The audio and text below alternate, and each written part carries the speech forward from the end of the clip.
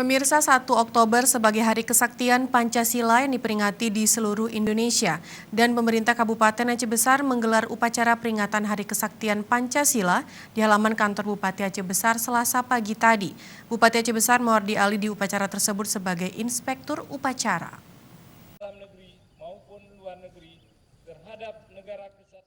Seluruh peserta upacara memperingati Hari Kesaktian Pancasila mengenakan pakaian korpri di halaman kantor Bupati Kabupaten Aceh Besar, dan bertindak selaku komandan upacara adalah Rapi Julistian SSTP. Kemudian teks Pancasila dibacakan langsung Bupati Aceh Besar Insinyur Mawardi Ali. Sedangkan pembacaan pembukaan Undang-Undang Dasar 1945 oleh Cut Lisa SSTP. Lalu pembacaan ikrar oleh Sekwan Aceh Besar Jamaluddin Estos, dan doa dipimpin Kakan Kemenak Aceh Besar Haji Abrar Jim SAG.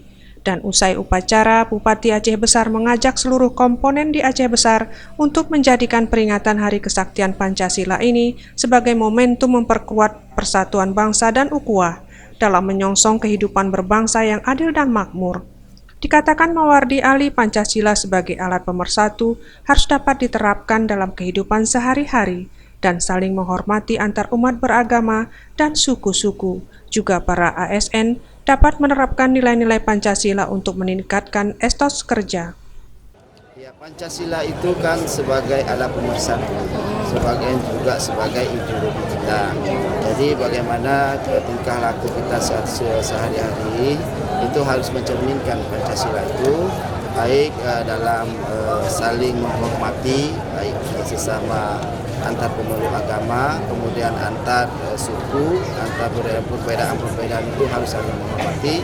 Kemudian juga bagaimana supaya memang etos kerja kita ini adalah juga harus kita tingkatkan dalam rangka dalam pengamalan sila-sila dalam Pancasila.